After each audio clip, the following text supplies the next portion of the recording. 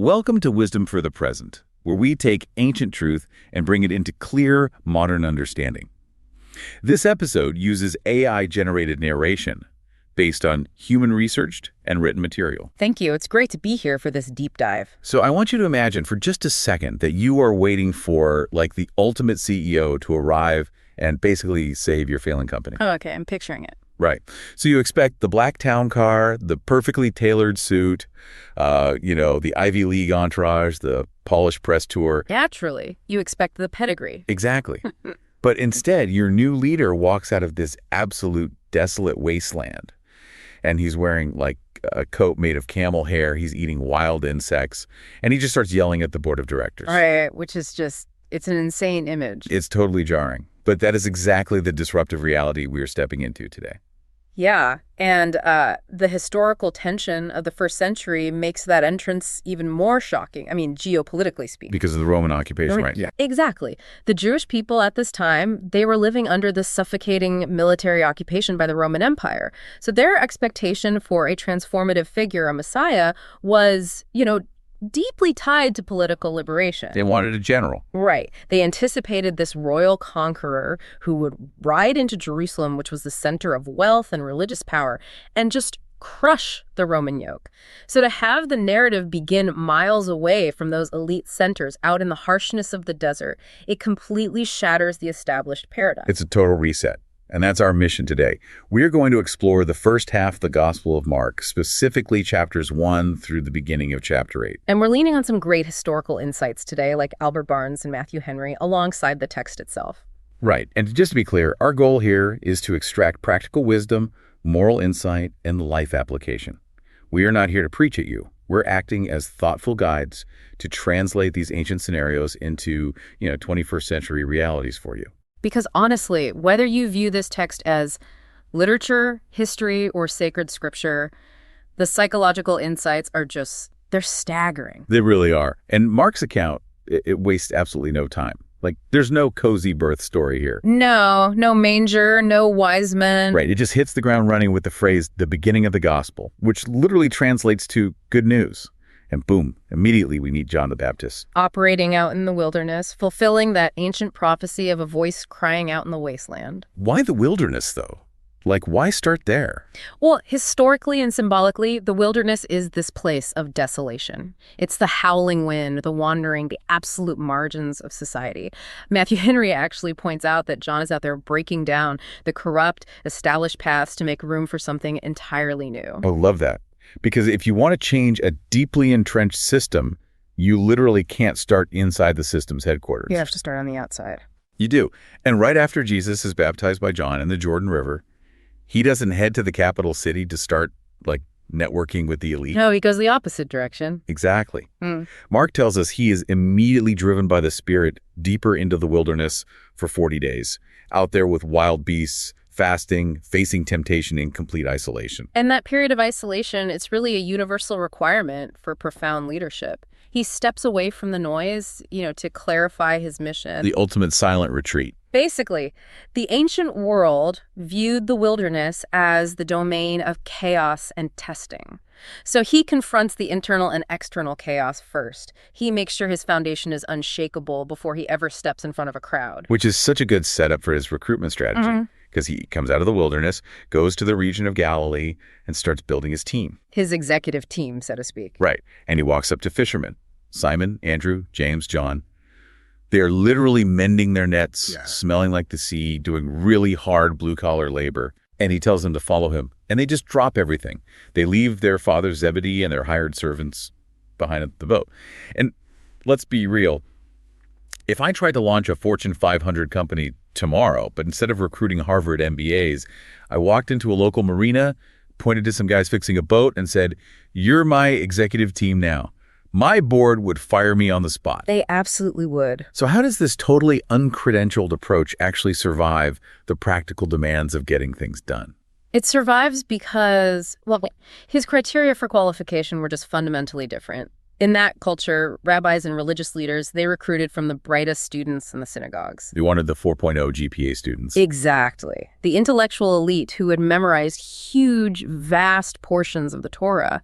Jesus just bypasses the academies completely.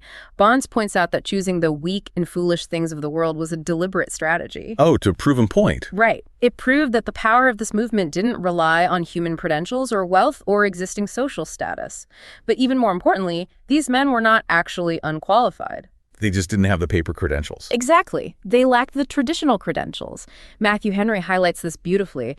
He says these fishermen were actively working. They were industrious. I mean, they understood teamwork, they understood patience, and they literally knew how to weather storms. Wow. So the raw disposition to work hard and adapt was way more valuable than a pedigree. Far more valuable. That is such a direct challenge to our modern obsession with resumes and, perfectly curated LinkedIn profiles. We spend so much time trying to look the part, just accumulating paper certificates, that we ignore the raw traits that actually build resilience. Disrupting the status quo, whether in your own life or your industry, it almost always requires stepping outside of those comfortable, established structures. It forces us to rethink how we evaluate potential. Both in ourselves and in other people. So for you listening right now, think about this. Where is your wilderness?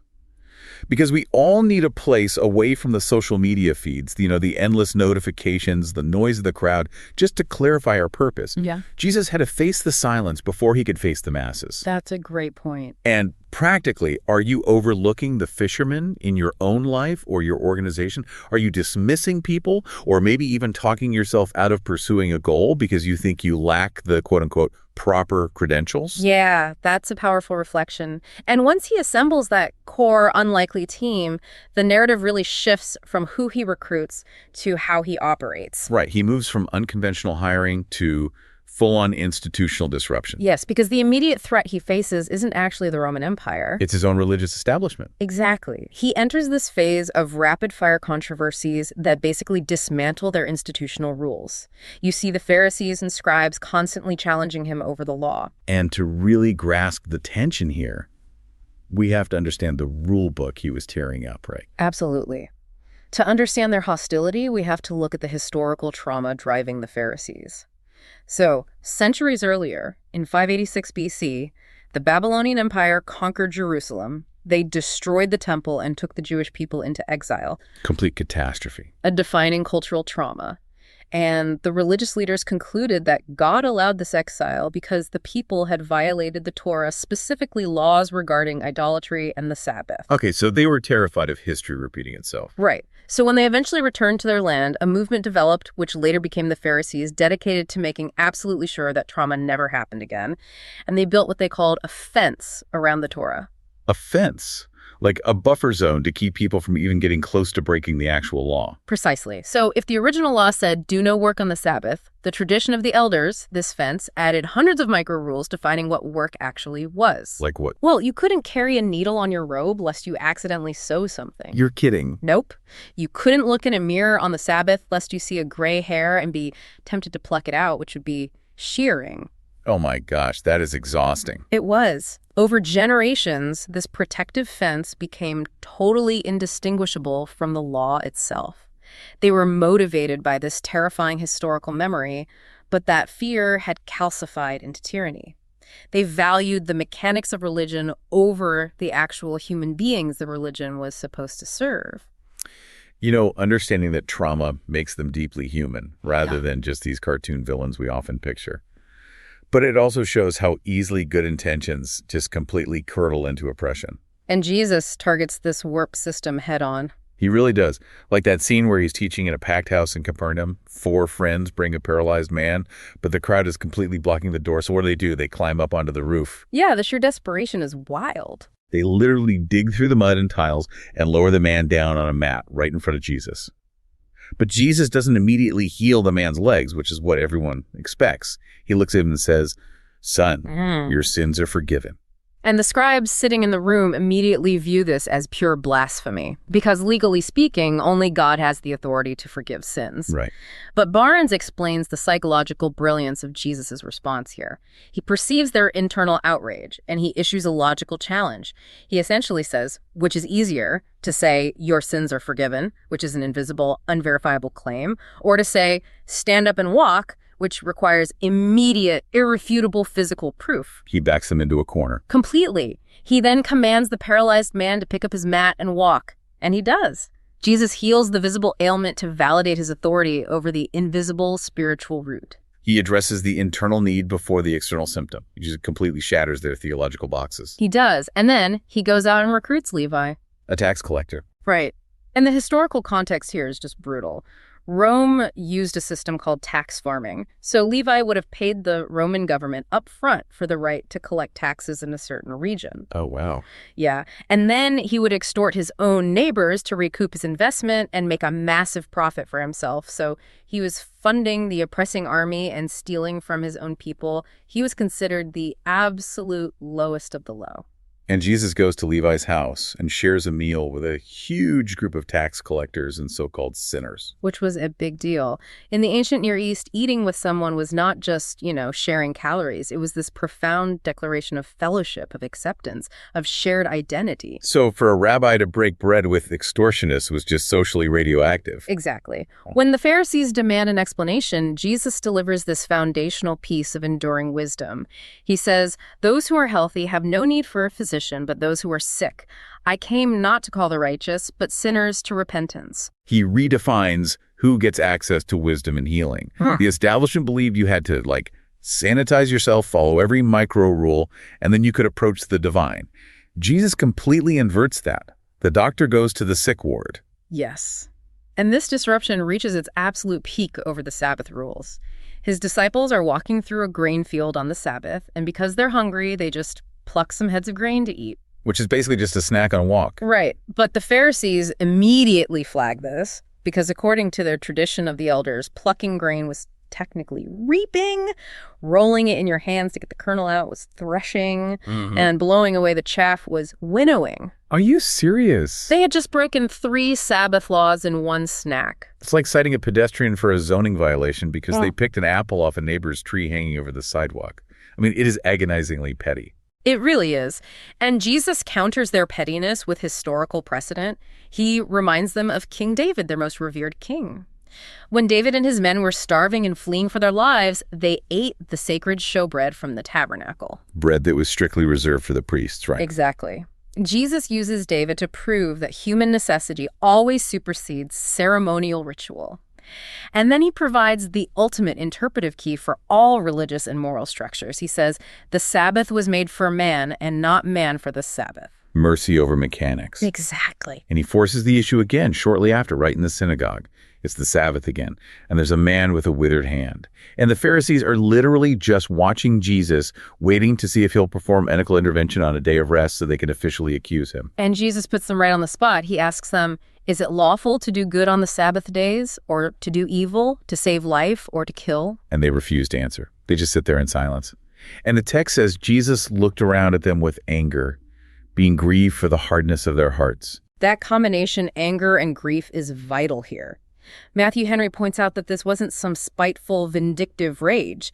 It was the fierce indignation of someone witnessing profound injustice, mixed with deep sorrow at their total lack of basic empathy. They cared more about protecting their theological system than relieving the suffering of the man standing right in front of them. Right. And Jesus commands the man to stretch out his hand, and it's fully restored. Now, translating this to our modern reality is where it gets really challenging for us, because the core wisdom is mercy over mechanics. But we resist this today in fascinating ways. We really do. Like, on one hand, we live in this relentless hustle culture. The very idea of taking a genuine Sabbath a day where we produce absolutely nothing and simply exist feels unproductive. It almost feels terrifying to some people. Yeah, we've completely discarded the boundary to our own detriment. And conversely, when we do try to establish healthy boundaries, we often turn them into new, exhausting checklists. Oh, definitely. We turn wellness routines, specific diets, or productivity hacks into our own rigid tradition of the elders. We become Pharisees about our morning routines. Exactly. I know people who are so rigid about their sleep hygiene and their meditation schedules that they are absolutely miserable to be around if things don't go perfectly. Right. If your systems, your routines, or your rules are destroying your empathy for others, or if they're isolating you from your community, they have become idols. Ritual without compassion is dead. Which leads to a very practical audit for you listening. Look at your personal rule book. Identify one strict standard you hold yourself or others to. Maybe it's a professional expectation, a parenting rule, or a fitness routine, something that is actually harming your well-being or creating friction in your relationships. And break it. Break it this week in the name of mercy. Give yourself or someone else the grace to just be human. That's powerful. So moving forward, Jesus has publicly dismantled the human institutions of his day, and consequently, his popularity just explodes. Yeah, the crowds swell to the point where he can barely even move. And as we shift into chapters 4 and 5, he has to deal with the chaos of the masses, the chaos of nature, and the internal chaos of the human mind. He begins teaching in parables, specifically the parable of the sower, where he compares his message to seeds falling on different types of soil. Right. And he delivers these stories without immediate explanation, just leaving the crowds to figure it out. Now, I have to push back here. Okay, let's hear it. Because this has always frustrated me. Yeah. He teaches the crowds in these confusing agricultural metaphors, and then he only explains the actual meaning privately to his inner circle. If you have the ultimate cure for human suffering, you don't bury it in a riddle. You'd think so, yeah. You shout it from the rooftops in the plainest language possible. I'm struggling to see the compassion in intentionally obscuring the message. And that is a highly justified critique. Why the riddles? Both Barnes and Henry suggest that the parables operate as a psychological filter. A filter. Yes. Think about the cognitive dissonance of his audience. If he explicitly stated, "Your entire religious system is corrupt, and I am the ultimate authority," their defenses would immediately engage. Oh, sure. They'd either shut down completely or riot. Exactly. So by embedding the truth in a story about farming, the message bypasses their immediate prejudices. It plants itself in their mind. I hear you saying it's a filter, but I don't know, it still feels exclusionary. It leaves the uneducated or the literal-minded out in the cold. Well, it isn't about intellectual capacity, really. It's about the posture of the heart. Jesus says, "He that has ears to hear, let him hear." The parable separates the passive consumer from the active learner. If someone is just there for the spectacle, for the free bread and the healings, the parable remains a nice story. But if they are genuinely hungry for truth, the confusion actually compels them to lean in, to ask questions, to seek him out later. It demands that the listener do the hard work of internalizing the wisdom. So it demands an investment. You can't just passively scroll through the wisdom. You have to stop and unpack it yourself. Exactly. Okay, I still wrestle with the method, but I accept the necessity of the listener taking responsibility for their own growth. And this theme of testing his followers, it continues immediately after the teaching. Yes, on the boat. Right. They get into a boat to cross the Sea of Galilee, and this massive, life-threatening squall kicks up. The boat is swamping. And remember, these disciples are professional fishermen who know this lake intimately. And they are terrified. Terrified. And Jesus is asleep in the stern on a cushion. The imagery there is just a profound contrast to the panic around him. The storm serves a vital developmental purpose for the disciples. It forces them to the absolute limit of their own competence. They exhaust their sailing skills, their strength, their understanding. And it is only when they reach the end of themselves that they wake him, panicking, asking if he even cares that they are dying. And he stands up, speaks to the inanimate wind and water, and just says, "Peace, be still." And the text says there was a great calm. Then he turns to his team and asks, "Why are you so fearful? How is it that you have no faith?" He's recalibrating their understanding of security. True security is not the absence of external storms. Right. If your peace relies entirely on your circumstances being smooth, you will never have peace. Because life is inherently chaotic. He demonstrates that real security is having an internal anchor that possesses authority over the chaos. The external miracle is just meant to forge internal resilience. And they need that resilience immediately. Because the moment they step off the boat onto the eastern shore, they step into a horror story. The Gadarenes. Yeah. They enter the region of the Gadarenes, part of the Decapolis, which is culturally Gentile territory. And they are met by a man completely consumed by chaos. He has an unclean spirit. He lives in the tombs, running naked through the mountains, howling night and day, and cutting himself with stones. It's a terrifying scene. And the townspeople have repeatedly tried to bind him with chains and shackles, but he just shatters them with his unnatural strength. The context of the Decapolis adds such deep layers here. To a Jewish audience, tombs were ritually impure. The presence of a massive herd of pigs nearby highlights that this is Gentile territory, completely outside the bounds of the covenant. And when Jesus demands the entity's name, the reply is chilling. My name is Legion, for we are many. Right. And a Roman legion was what, like 5,000 soldiers? Roughly 5,000 heavily armed soldiers. So this man's psyche is occupied by a massive, overwhelming force of destruction. You don't even have to take the text as a literal supernatural exorcism to feel the weight of this story. Yeah. The psychological parallels to modern life are absolutely devastating. How so? Well, we see this exact behavior in severe addiction, in deep trauma, and in self-destructive mental health spirals. A person isolates themselves in the tombs of depression or shame. They engage in behaviors that literally or metaphorically cut and harm themselves. And society's response is usually to try to bind them with chains. We try to manage the chaos with sheer willpower, temporary restrictions, or by locking the person away so they just don't disturb the peace. But human chains cannot bind a fractured soul. No. When the underlying chaos isn't addressed, the restrictions are easily broken, and the cycle of self-harm just continues. But Jesus doesn't run from the chaos, and he doesn't try to chain the man. He speaks directly to the root of the occupation and commands it to leave.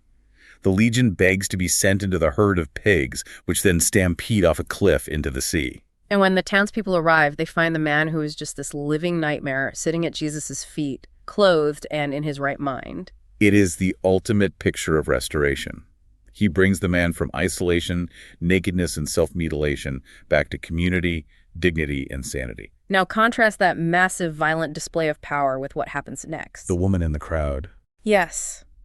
Jesus is back on the Jewish side of the lake, walking through a city street. A synagogue leader has begged him to come heal his dying daughter. The crowd is so thick they are basically crushing him. It's just the total mob. And hidden in that mob is a woman who has suffered from a severe hemorrhage for 12 years. She has spent her entire life savings on doctors and only grown worse. Culturally and religiously, her bleeding made her perpetually unclean. Anything she touched, anyone she bumped into, became ritually unclean. Yeah. She wasn't supposed to be in public at all, let alone pressing through a dense crowd. But her desperation outweighs her fear of the social consequences. She believes that if she can just touch the fringe of his garment, she will be healed. She creeps up behind him, touches his clothes, and instantly the bleeding stops. She feels the healing in her body. And Jesus stops the entire procession. He stops walking and asks, "Who touched my clothes?" And his disciples think he's lost his mind. Yeah, they point out that hundreds of people are shoving him from every side. But this is a beautiful, critical distinction.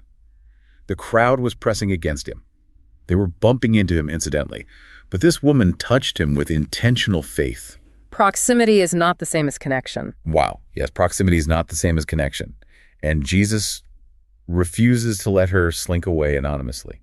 She comes forward trembling, fully expecting to be reprimanded for making a rabbi ritually unclean.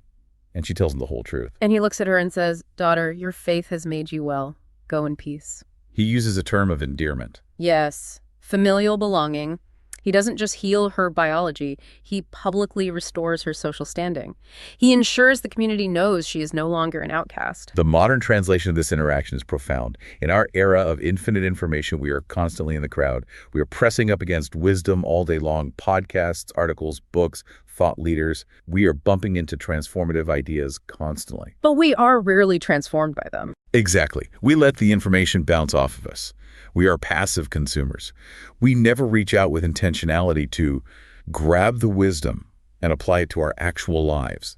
There is no active faith applied to the knowledge. It asks a really direct question of you, the listener. Are you just bumping into wisdom, or are you reaching out to touch it? Yeah. And linking back to the man in the tombs, what is the legion in your life? What are the chaotic thoughts or destructive habits you've tried to manage with the chains of sheer willpower, only to watch them break free again and again?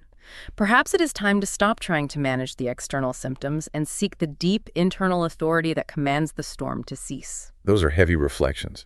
But as we move into chapter 7, we see that while Jesus can calm the winds and restore shattered minds, the most stubborn storm he faces is human hypocrisy. The Jerusalem delegation? Yes, the crowds are witnessing these massive restorations, but the religious establishment just doubles down on their bureaucracy. They send a delegation of scribes and Pharisees all the way from Jerusalem to Galilee, which is a massive journey specifically to audit his movement.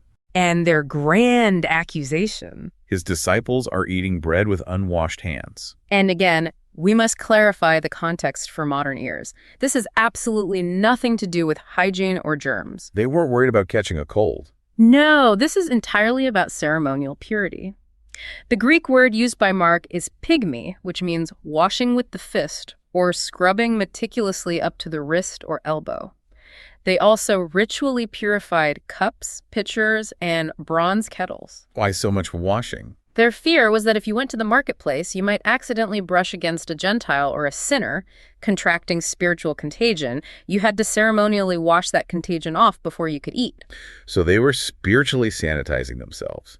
And Jesus uses this petty complaint to detonate their entire moral framework. He quotes the prophet Isaiah saying, "This people honors me with their lips, but their heart is far from me." He turns to the crowd and declares a revolutionary concept. He says, "There is nothing from outside of a man that entering into him can defile him. But the things which come out of him, those are what defile the man." It is a complete paradigm shift regarding purity. He argues that moral corruption does not come from a marketplace, or from eating with the wrong people, or from unwashed hands.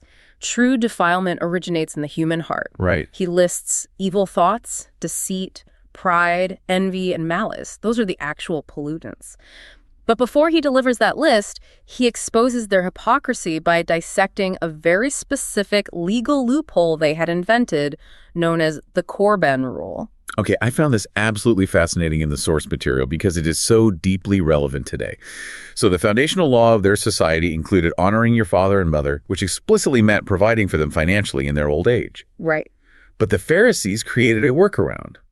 A wealthy man could declare his money or his estate as Corban, meaning a gift dedicated to the altar or to God. And by doing this, the wealth was legally sheltered. He could look at his aging, destitute parents and say, "I'd love to help you buy food, but my money is Corban. It's holy." And the most insidious part is that the man didn't actually have to hand the money over to the temple right then. Wait, really? He retained control of it. He could continue to use it for his own business and comfort. But it was legally untouchable by his parents. It was the ancient equivalent of a religious tax shirker. It is exactly like putting your assets into a protected offshore trust to avoid paying child support or alimony, but you tell your social circle you did it for tax efficiency and future philanthropy. It sounds sophisticated, it operates within the letter of their invented law, but it completely evades basic human decency. They were weaponizing their religious traditions to avoid basic moral responsibilities. And this highlights a massive obstacle to growth for modern listeners. Oh, yeah.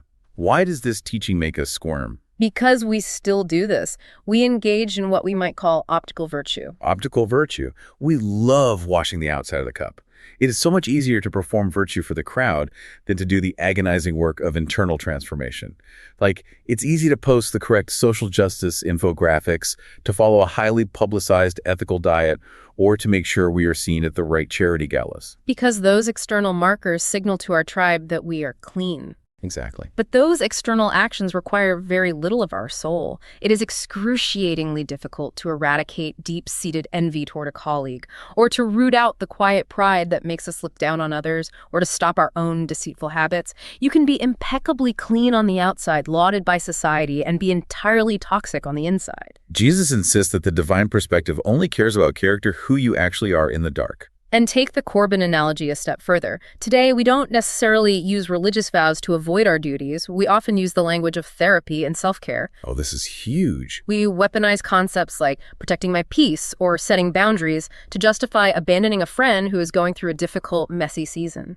We use HR speak to cleanly sever ties without having to engage in the messy work of actual relational repair. We wrap our selfishness in the noble language of mental health. That is a piercing modern translation. We use sophisticated frameworks to justify neglecting our core responsibilities, which brings us to a highly practical, if painful, exercise for you. Identify your own Corban. Yeah, what is the noble-sounding excuse you are currently leaning on to avoid a difficult personal duty? Are you using your career ambitions, claiming you are providing for the family, as a shield to justify never actually being present with your kids? Or are you using volunteer work to avoid addressing the dysfunction in your own marriage? We all have a core bin. We have to identify it and dismantle it. That is a gut punch. But it perfectly sets the stage for the final section of our deep dive. In Mark chapter 8, Jesus has stripped away false religion, he has torn down the fences of external rules, and he has redefined purity as an inside-out reality. And now, having alienated the elite and confused the crowds, he forces his inner circle to decide who he really is. He drives them toward the staggering ultimate cost of true transformation. This section contains a sequence of events that builds to a massive crescendo. It begins with him feeding 4,000 people, a deliberate echo of the earlier feeding of the 5,000. He continues to show deep compassion for the physical hunger of the masses. And then they travel to Bethsaida. Yes, where they bring a blind man to him.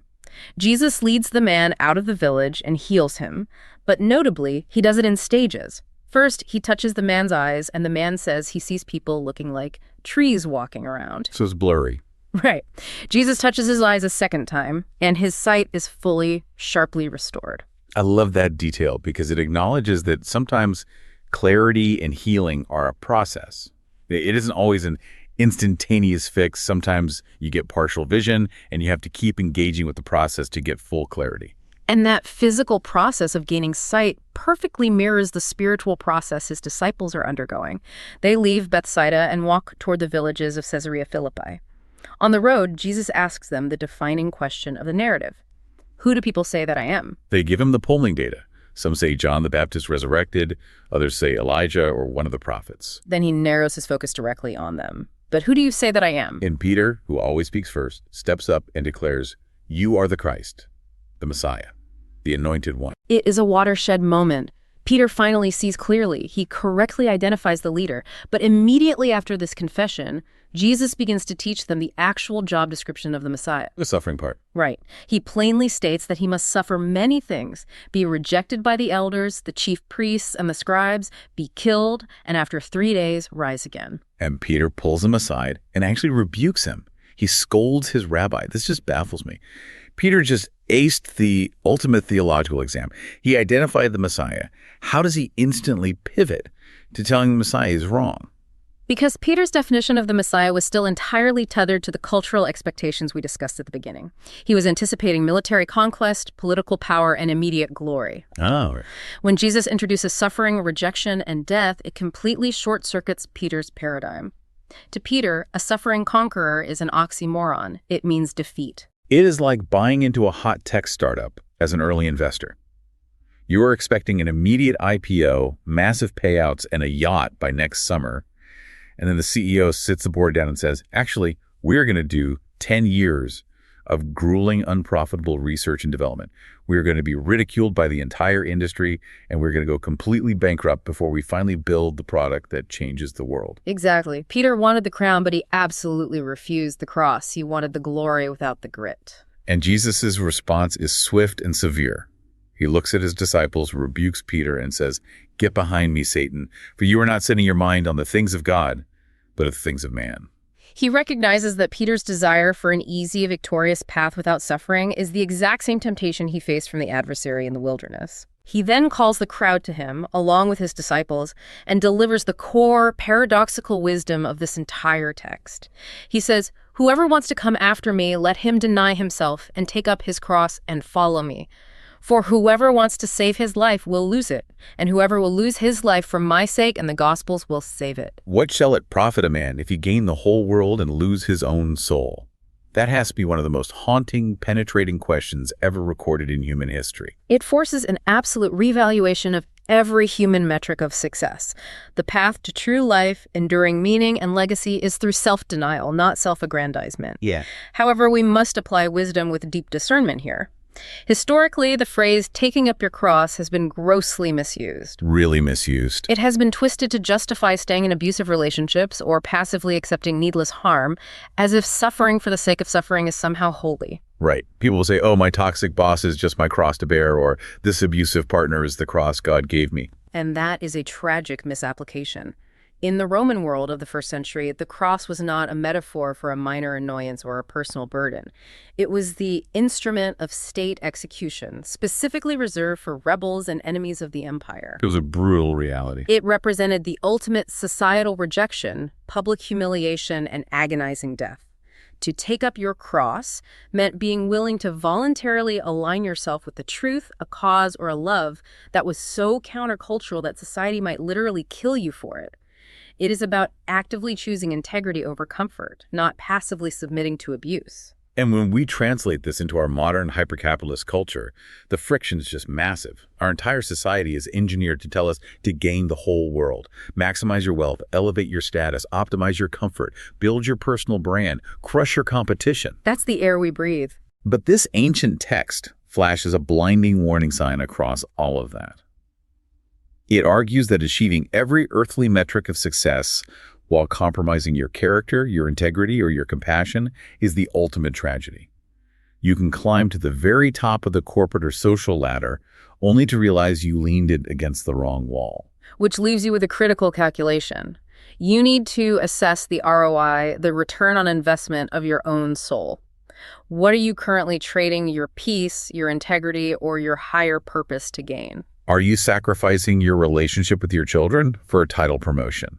Are you sacrificing your honesty to fit in with a certain social or political crowd? Are you trading your health for a fleeting sense of financial security? You have to ask yourself if that trade is actually worth it. Because if you gain the world but bankrupts your soul in the process, you lose everything that actually matters. Let's briefly review the massive landscape we've covered in this deep dive. We started out in the desolate wilderness, learning that disrupting the status quo requires unconventional methods and valuing the disposition to work over traditional pedigrees. We watched Jesus deliberately tear down the tradition of the elders, prioritizing human mercy over rigid mechanics. We saw him exert authority over the chaos of nature in the storm and the psychological horror of the legion, proving that true security is an internal anchor. And we learn to interrogate our own Corbin excuses, recognizing that optical virtue is worthless without an inside-out transformation. And finally, we confronted the staggering paradox that true life is found not in accumulating the world, but in a willingness to lay down our ego for a greater purpose. It is a relentlessly dense, challenging block of text. And I want to leave you with one final provocative thought that threads through everything we've discussed. Okay, let's hear it. Go back to that image of the massive crowds in Galilee. Thousands of people ate the multiplied bread. Hundreds witnessed the blind seeing and the paralyzed walking. They bumped into Jesus constantly in the streets. But if you were standing in that crowd back then, what kind of soil would your mind be? After eating the free food and watching the spectacle, would you walk away with a fundamentally changed heart, or were you just there to consume the show?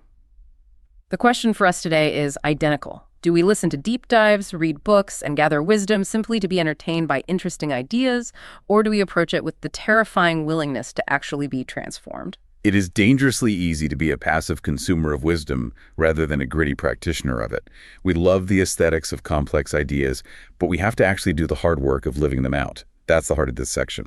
This is Wisdom for the Present, where understanding leads to clarity, and clarity shapes how we see and live.